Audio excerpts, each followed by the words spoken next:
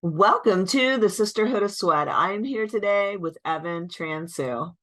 Evan Transue, aka Detective Ev, graduated from FDN in 2017. Prior to finding FDN, he and his mom had suffered with a variety of health challenges for over a decade.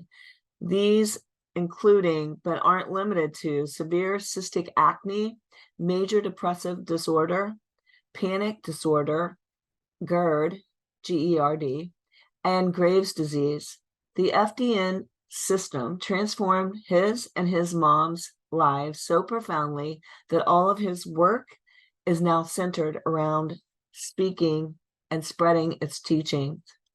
Evan is now the host of the Health Detective podcast, owner of Bucks County Light Therapy and Functional Medicine Center, and speaks professionally to middle and high school students about mental health challenges.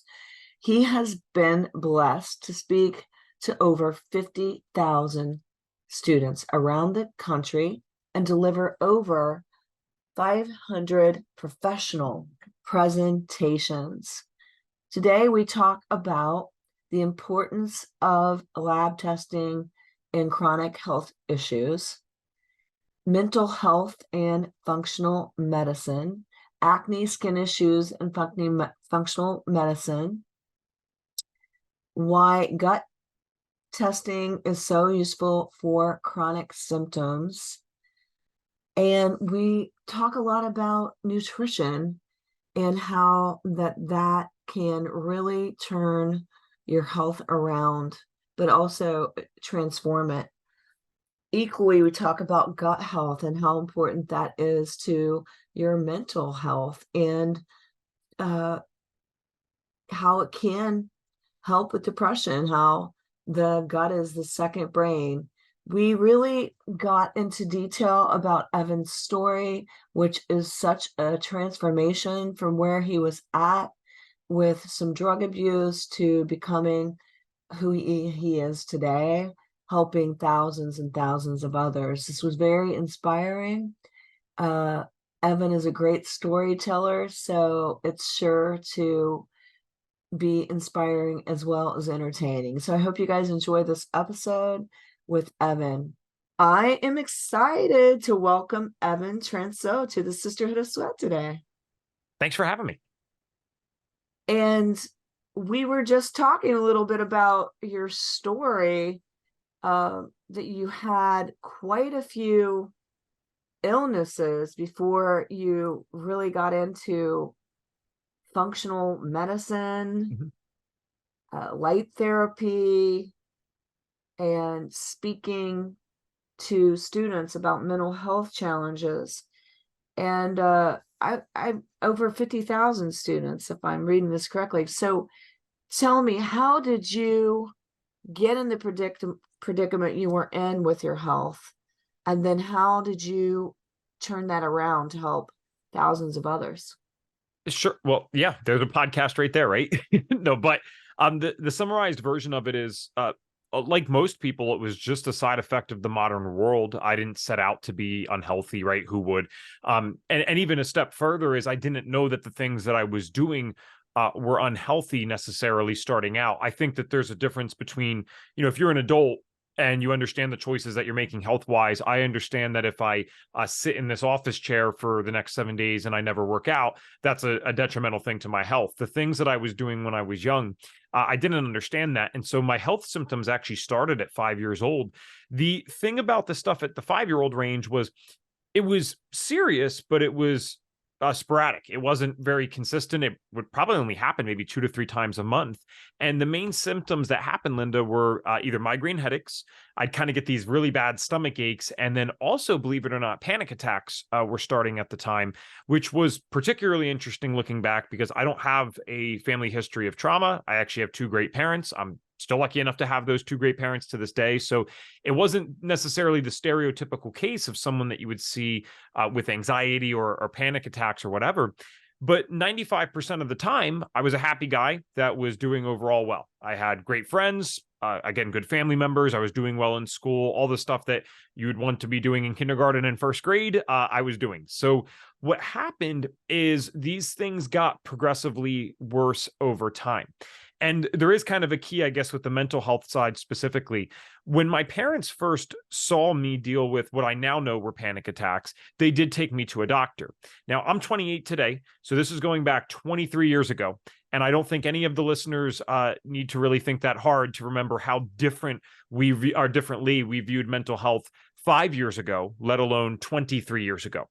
And so my parents cared, but they didn't know what was going on. They just knew, wow, this is scary. He's saying he can't breathe. He's hyperventilating, all this stuff. And so we go to this doctor, and this person is a good person. I'm positive of that. But what they said was not so good. They did not identify this as being a panic attack at the time. And so they said this wasn't something to worry about. I'm getting myself a little too worked up, and I'm going to outgrow this. The thing is, I never did outgrow that. And what eventually happened is these symptoms started stacking and getting more and more frequent. Well, the problem with this was the worse I got mental health wise, the more I embodied this idea that I'm the problem. And the reason I embodied that idea is because I think all of us probably share this sentiment. If you're an adult or a kid or a teenager and you think of a doctor is someone who is highly educated. A doctor is someone who's highly intelligent. And this is someone that kind of can have their life or your life in their hands. So you need to take them seriously and treat it with respect. So I think, especially for a 5-year-old, I had this idea in my head that if the doctor can't figure it out, well, it must be me. And so the worse the mental health symptoms got, I didn't become more open to talking about it. I became more resistant to talking about the things that I went through.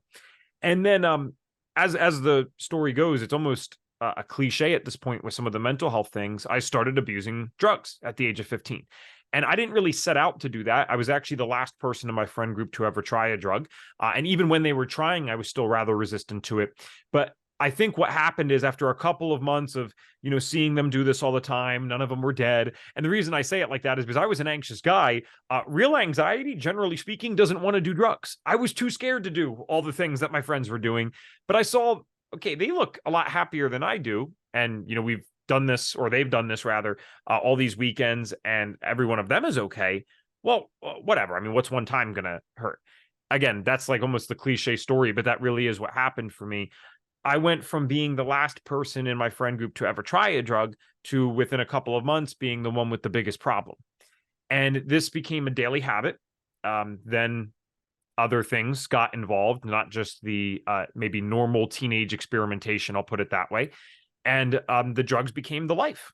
I had to start selling drugs, or had is a rich word, right? I chose to start selling drugs to support my habit because I couldn't keep up with how much I was using every single day. And then I had a pretty big event happen in senior year of high school that kind of eventually led to all the good stuff. So, I mean, that's a loaded story in and of itself. I'll pause here for a second, but it was really that story, senior year of high school, that finally led to some of the good things, and then wanting to go take some of this pain and kind of make a purpose out of it, if you will. Well, what was the final straw that kind of led you to try things naturally? Mm-hmm. So as the drug abuse continued, I made it maybe 1.5 years, 2 years of daily drug abuse before I was getting to that senior year in high school. Now, I'm a September birthday, so that's early into the school year, obviously. And I was going to turn 18 in that September. Now, this is something that might not make sense to people who have never had drug problems, and I hope your listeners haven't, but statistically speaking, if even 10 people were to listen to this, we know some people have struggled, so it's probably more than that, and that means a lot more people have struggled that are listening today. And what happens is your brain is not working the way that it used to, and your personality is not the same personality that you once had. I became a very paranoid person. This was different than anxiety. This was paranoia. And I started thinking that all these things were going to happen. So I always thought cops were bugging my phone. I thought they were following me in an undercover car. Oh, yeah. But scary, or kind of, I'll say the most scary thing, because it was actually real in a sense, was that I was scared of my 18th birthday. Now, the reason I was scared is because at the time, my paranoid, drugged out self had it in my head that, oh, they're waiting for me to turn 18. They know I'm selling drugs and they're going to try me as an adult so that I rat out someone above me. I had no evidence of this. This was just in my head. Oh, they're going to get me at 18. The ironic part about this is it actually led to a good behavior. And the good behavior was, oh, I'm going to outsmart them. I'm going to throw away all the drugs and stop doing this stuff beforehand. At that point, I wouldn't even necessarily say the stuff was working too well. It was more like I used the drugs and just felt zoned out as opposed to good, like I used to feel from them. And so I stopped doing the drugs, but I didn't know about drug withdrawal. And so I made it about 36 hours sober for the first time in whatever, a year and a half, 2 years. And that was actually a terrible decision, because without getting that additional support for my newfound sobriety, I wasn't operating so well. I had a different set of problems now. So I had these mental health issues that continued to worsen over the 2 years of drug abuse. But now I'm dealing with the withdrawal symptoms, which was completely new and foreign to me. And the anger I experienced that day, the irritability, but that's an understatement, that I experienced that day, was like no other anger or irritability I'd ever felt. And I was getting into it with people. I was just starting crap. I'm saying things I shouldn't say and doing things I shouldn't do. And I ended up getting into a fight with someone else at my school. Well, that person didn't want to fight. That's, again, the light way to put some of this stuff. And that had consequences. I got arrested that day for that altercation. I got kicked out of my school for this. And I ended up spending my 18th birthday on house arrest, which, again, super ironic when you look at the fact that I was trying to avoid getting caught and getting in trouble on my 18th birthday. I actually ended up spending my 18th birthday on house arrest for stopping the drugs and then not dealing with the withdrawal properly at all. Well, a few months of this goes by. I get off house arrest. I get onto probation. And I continued to do the same things I'd always done, not because I'm stupid, but because this was the only coping mechanism I ever taught myself for stress. And getting kicked out of school, not having a plan for my life. When I went to a high school, I was very privileged, man. I went to a high school with an over 99% graduation rate. Sometimes they have 100% graduation rate, and there's 500 kids per class. So there's 500 kids just in 12th grade in the damn school. And so statistically, it's a great place to be. I was embarrassed. All my friends are talking about the good colleges that they're going to and the plans that they have. And I'm just trying to survive, man. I'm just trying to tread water. So I went back to that same stuff that I knew all too well, and that was the drugs. I didn't care about being on probation. I didn't care about the fact that I could randomly get drug tested. I just cared about feeling better. I only thought 10 minutes ahead. I never thought 10 years ahead. And that's just a symptom of being a teenager to a degree, right? But when it's a teenager on drugs, you're really only thinking 10 minutes ahead. What this all leads to, Linda, is basically a New Year's Eve of that year. And so this was about 3.5 months after I got arrested. I was in I guess you could call it an interesting position, because most people, if they're on juvenile probation, they're a juvenile. Well, I only was on juvenile probation by a 13-day cutoff, and thank God, because holy crap, what I did would have gotten me in a lot more trouble if I was 18. But it's a weird situation when you're on juvenile probation, but you've mostly been a legal adult the entire time. What I'm saying is that they are very aware of what your friends are doing. They are very aware that your friends are going to go to college. They're very aware of what senior prom holds.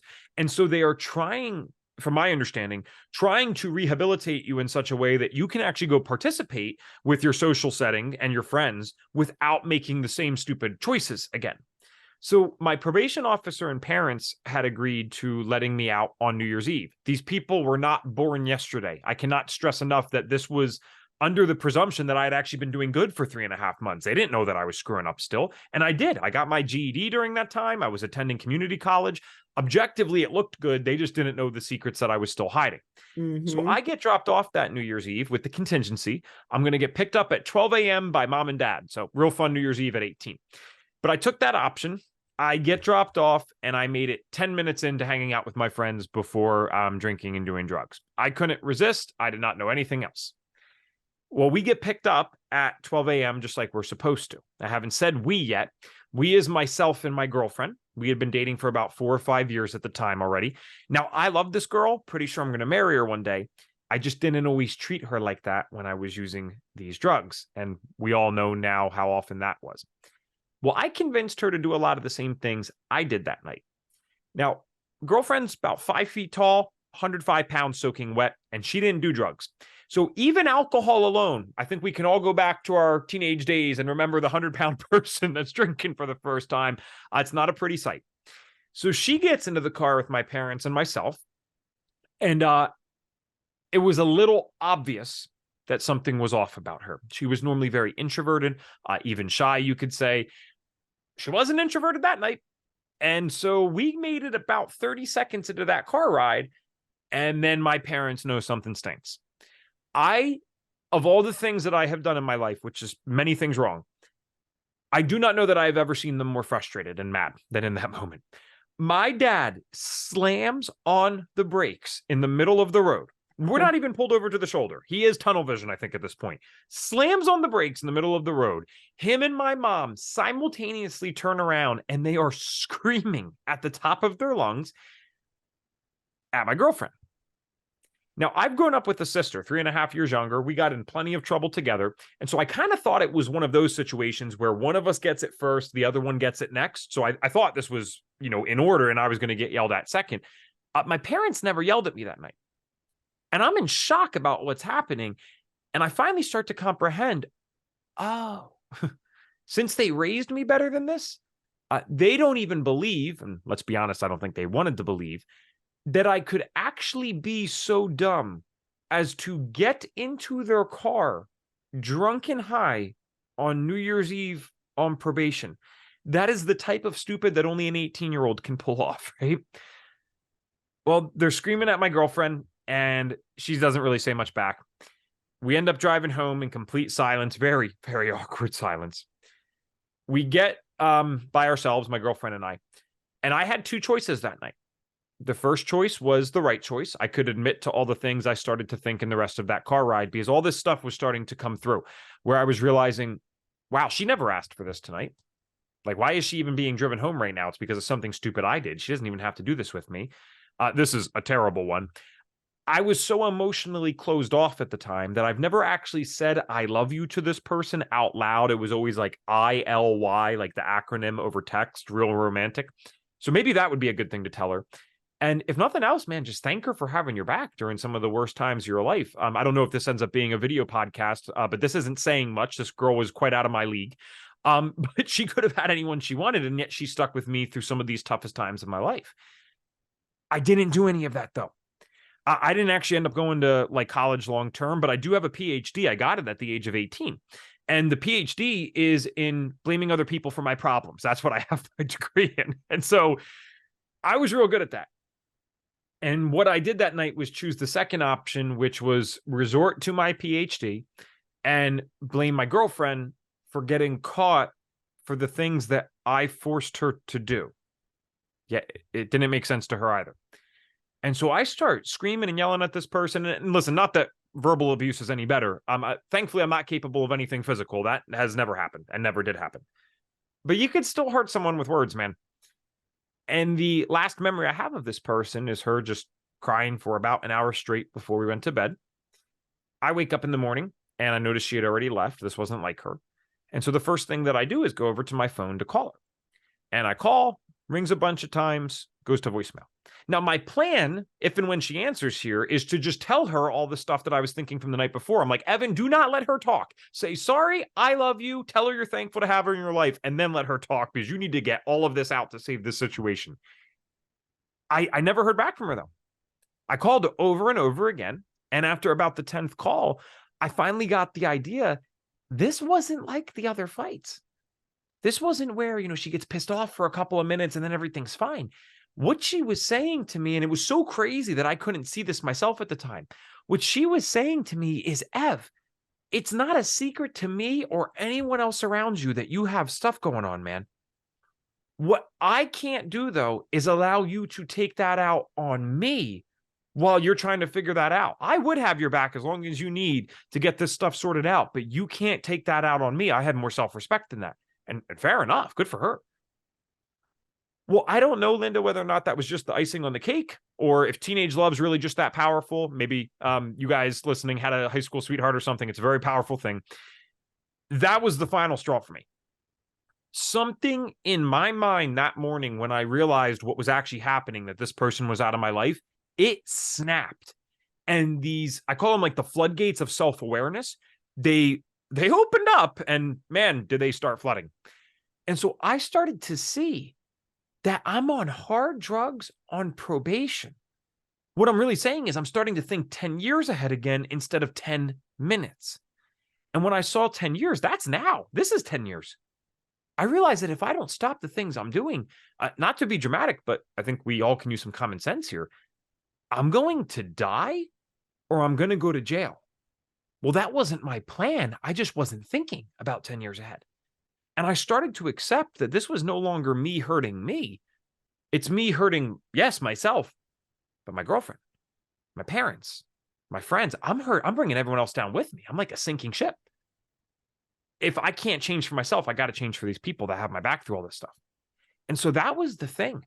And I love there's this one book called The Alchemist by Paulo Coelho, and he says that when you make a powerful decision, the whole universe conspires to make it happen for you. I had no idea how the hell I was going to get better, and I certainly hadn't read that book. I didn't read a book probably in like 10 years at that point. I just knew that this couldn't be my life. I didn't really know what mental health issues were. I did not understand that I met diagnostic criteria for depression, panic disorder, generalized anxiety. I knew none of that at the time. I knew I needed to get better. And so what that led to over the next several years, yes, is counseling and realizing I'm not crazy, which is what I thought my whole life. Remember, I'm thinking that the problem's me. No, man, I have mental health issues. Mind you, mental health issues that are pretty damn common. I mean, it's not like particularly rare ones that you haven't heard of. These are very common things, especially nowadays. So that doesn't mean they're normal. Doesn't mean we have to deal with them per se. But it's not like they're unheard of. And so I'm dealing with these things. All right, we can work through that with the counseling side. But the next step for me was the functional medicine thing. Because if people have been paying attention, maybe they're doing this while cooking or driving in a car or something. I do that with my podcast. I'm always listening while doing something else. But you might have caught in the beginning, I didn't have a history of trauma. And so I was trying some medications, and yes, they could mask symptoms, but it never got to the root of my issues. I didn't grow up in an abusive household. So why does Evan Transue have depression, panic attacks, and generalized anxiety disorder?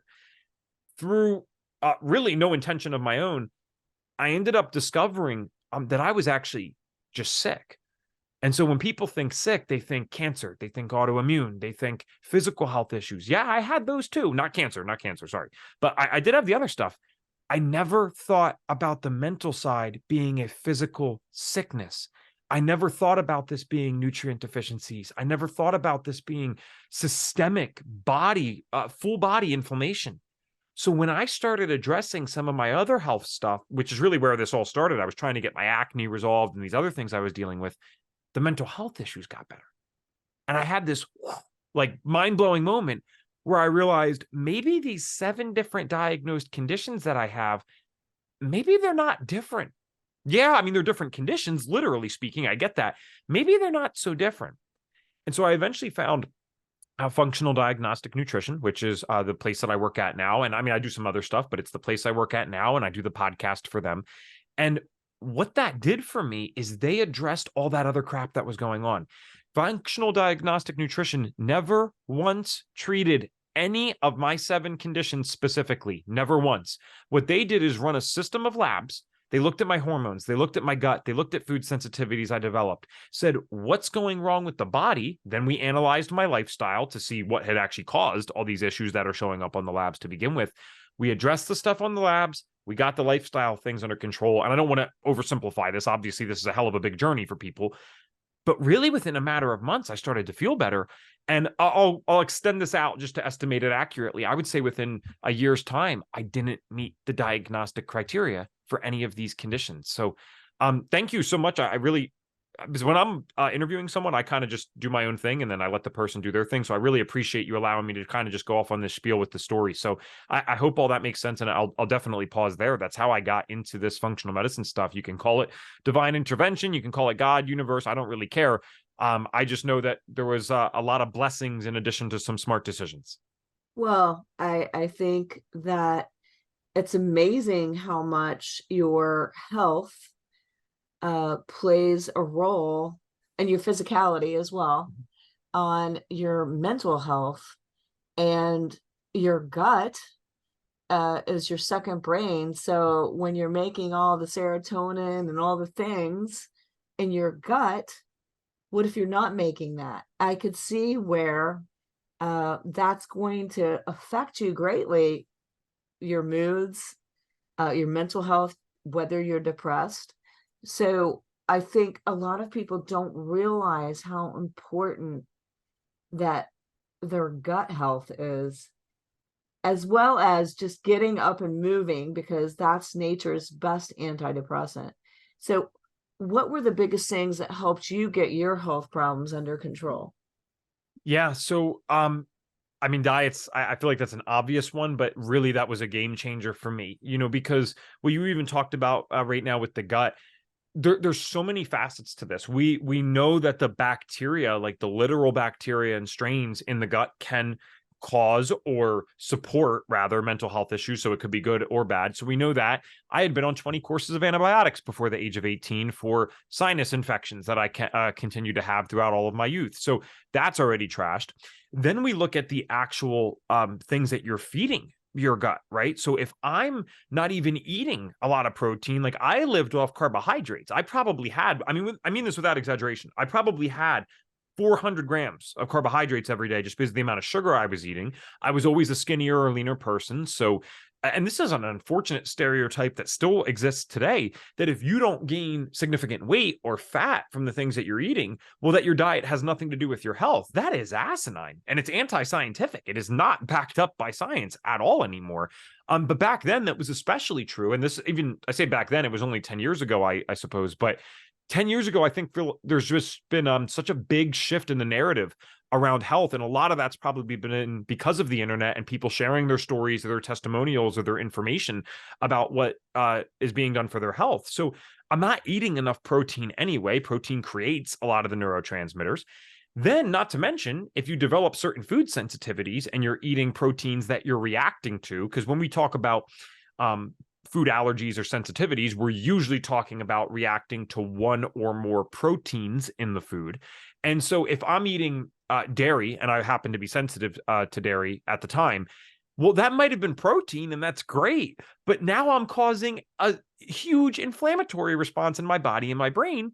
And then the last thing is, if you look at the gut stuff, let's say somehow I am eating perfectly, even at 18, which no 18-year-old is doing, except probably elite level athletes that have proper coaching and training. If I'm eating 100 grams of protein, let's say that's enough. Let's say I'm 130 pounds or something like that. Well, what if I have leaky gut? What if I'm not breaking down and digesting that protein properly? It's almost the equivalent. It's not a perfect analogy, but it's almost the equivalent Mhm. of going to get gas in your car, but Right. halfway up the gas tank, there's a hole. And so you put in 10 gallons, but you got 5. And that's what's happening. So even if, gosh forbid, I somehow was eating enough protein, which I wasn't, I'm not digesting it. So that's what's happening to most people that deal with this non-trauma related mental health stuff. They're not getting the proper things to actually create the neurotransmitter. So diet was number one. Number two, and you briefly mentioned this in the beginning, was light.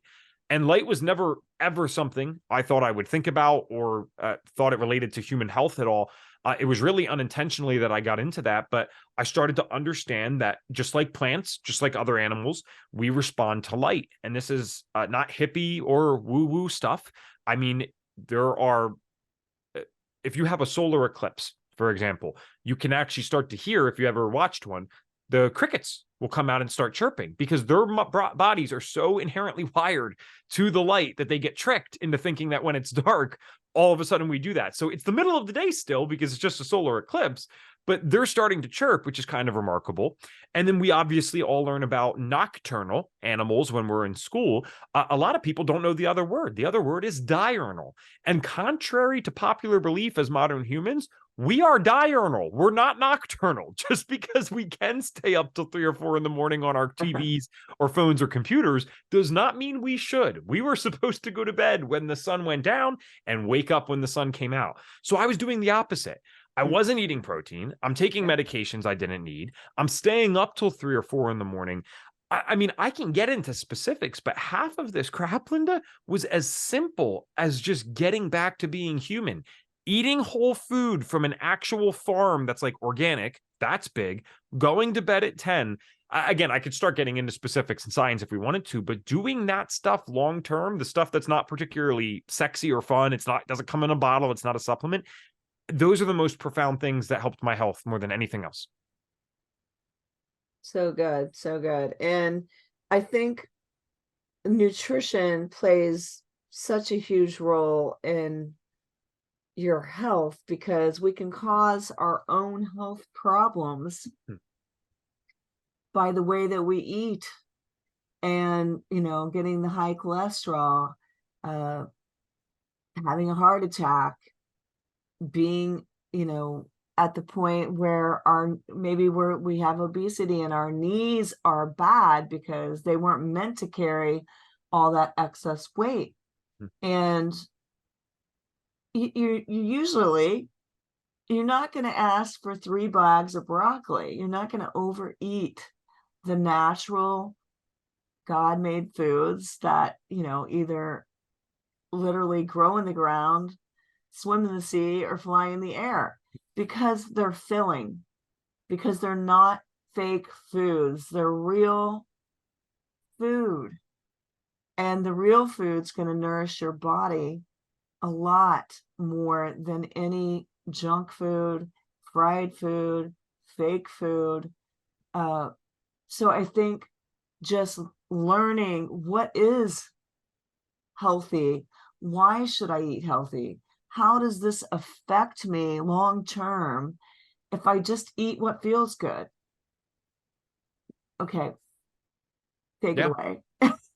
sure. I mean, these foods that we have developed, these modern foods, these prepackaged things, uh, I don't want to fearmonger, but I mean, it's downright evil in a certain sense. People need to understand this is not a conspiracy theory. There are people in a lab who are literally testing things to see what human brains react to the best. So Right. remember, this is a for-profit industry. They're trying to make money. So I don't believe that's inherently bad. But when you're trying to make money off of people based on how much food or food-like products, I won't even call it food, that the individual's consuming, you need to understand as the consumer that they get paid when you eat more. So they're making sure that you eat more and more of their stuff.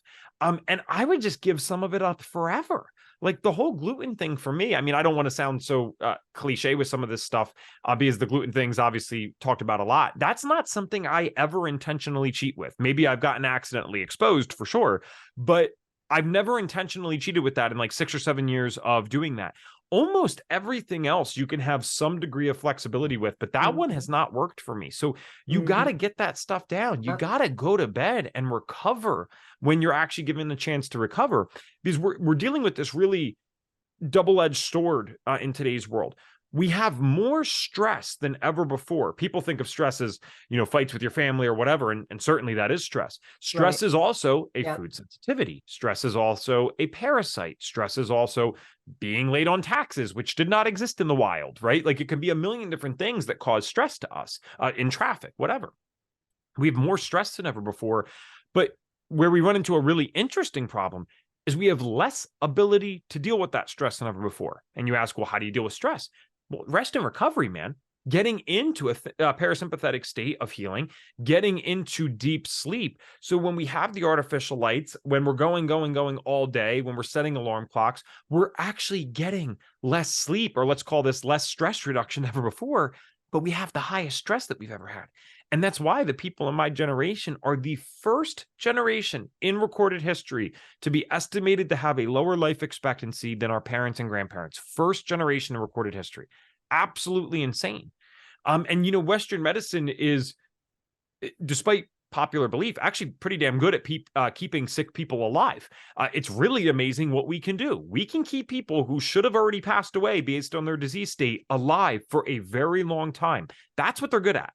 They are not so good at helping you manage these chronic diseases. So yes, we might be able to expend life by, just adding medications, adding surgeries, whatever, but that doesn't mean that you're actually adding a quality of life. It doesn't even mean that you're really increasing a life that you want to live. Let's call it what it is. Some people are suffering so bad with their health, they'd rather not be dealing with this and be alive, which is very sad, but also something that needs to be talked about. So when you get this stuff down and you make sure that you are eating the whole foods, you're getting enough protein. I don't like to be dogmatic with diet stuff, because if I become dogmatic, I think then I am just as much of a problem as the things that led to my health issues. But I will say, as someone who's done just about everything that you can imagine, doing what might be referred to as a quote unquote paleo based diet for some period of time, or a Whole30, look that up. 99% of people that are on a standard American diet and switch to something like that will see the needle move in the right direction. Now, the individual can decide what of that is best for them, what of that really worked, like why did the needle move. I've never seen someone get worse from doing stuff like that. And then in terms of the light stuff, get the hell out and see morning light with your bare eyes. That's how you can start. Then at nighttime, turn the lights off. Use the red tinted blue light blocking glasses. Download something like Iris, IRIS, for your computer, and you can actually make the screens red. I understand that it's not the most fun thing to do. It's not even really a normal thing. It seems kind of strange, but really the strange side is eating frankenfoods. The strange side is the fact that I have 2 monitors and a huge artificial light behind me right now, and I'm talking to you in this microphone, and you're God knows where in this country, right? That's Yeah, the strange part. right. So let's not confuse the stuff that's helping our health as being strange or weird. That's actually the good part. Frankenfoods. Don't get me started on that. But I just think everybody's getting the gist of eating natural and healthy, and just recognize that fake food doesn't satisfy. That's why you can eat a whole bag. That's why you could eat a whole bag and want another one. That's why, when they put the MSG in on the chips, you can't just have one. You got to have more. And so I think it's just turning it around. It's a process. It's definitely a process. I mean, you're not going to go from eating all this junk food and, to not eating anything at all in one night. Most people don't. Some people might. But what would you say to help everybody out today to go from victim to victor and dealing with their health, turning their nutrition around? Some of it's practical, some of it's more philosophical or psychological even. The thing that everyone listening to this needs to decide is, you need to decide what you want for your life. You need to decide why that you're doing something. And I'm putting my motivational speaker hat on for a second to a degree, because it's like, oh, you got to find your why. And I get that's overused, but you really do need to figure that out, because eating healthy all the time is not the most fun thing in the world. It is going to be challenging socially. It might be challenging with your family, depending on if you have a family or not, like an immediate family, right, that you have to deal with, and they're eating differently than you. It really can be tough. So if you can't remember why you're doing this, then it's very hard to become a victor in all this stuff. My why was chosen for me. I admit that I did not select it. My why was, I am 18 years old. I have been kicked out of school. I lost the love of my life. I am dealing with severe health challenges, and I'm getting worse by the day. So thankfully, in a certain sense, the why was created for me. It did not take a genius in me to figure out that I don't want to do this anymore. I can go back now, and every time I'm questioning, like, oh man, I wish I could go out and kind of stay out super late with my friends, or I wish I kind of did the college experience at 21, 22 years old. I can immediately shift that mindset and say, wait a second, Ev, no, you don't. Going out and getting blacked out drunk and hooking up with someone that you don't even know in college, that's not what you actually want more than feeling good every day, being able to work all the time now. And I say that proudly because that's by choice, right? I love what I'm doing. I couldn't even hold down a 40-hour-a-week job at 18. There are many weeks that I'm putting in, I'll say it's a lot more than 40 hours a week. That's for damn sure, right? And I like doing that though. So that's the trade-off. The why's got to be something like that. For you as a listener, you might be a parent, man. Do it for them. I saw this great quote online recently. It said, so many parents would die for their kids, but how many would actually live for them? And I'm like, whoa, what a great statement. How many parents, my dad, and I love him to death. I'm not making fun of my dad. It's just using him as an example. My dad would take a bullet for me or my sister any day of the week. My dad also smokes 2 packs of cigarettes a day, still to this day, after all this health stuff that I've been through. So how many of you would live for your kids as quickly as you would die for them? Because quite frankly, that might even be more important sometimes. So that's the psychological and philosophical side, we can call it. The practical side is giving yourself some grace, taking the approach of 2 steps forward, 1 step back. It's not an excuse to be lazy or take that one step back, but it's giving yourself grace, and realizing we are all human. I am doing these interviews now, but this is 10 years into this stuff. I didn't start doing this perfectly overnight. I actually, full transparency, I had a period about 2.5 years into the health journey, where I started hanging out with some old friends. And I went through like a 4-month phase where I was just doing stupid stuff. I'm making bad decisions. I'm eating poorly. I actually did start engaging in certain drugs, even nothing like what I was doing before, but just stuff that wasn't me. And so it's so easy to fall into that trap. And there's a couple things I could have done. I could have beat myself up because of it, or I can just shut up and solve the problem and realize that's not what I want for my life. So what am I doing here? So I chose the latter. I didn't beat myself up about that. I don't sit here, go to bed every night, think, why did I regress back into that for a 4-month period? I say, well, damn, it's been 10 years and you only had 4 bad months really out of that 10 years. That's pretty damn good, man. That's not what most people can say. So the practical side is you already know what to do to a degree. And the reason I say that is because I'm a huge believer in this. If I asked every single person listening right now, what is one thing you could do better to help your intimate relationship? What's one thing that you could do for your fitness? What's one thing you could do for your finances? What's one thing you could do for your health?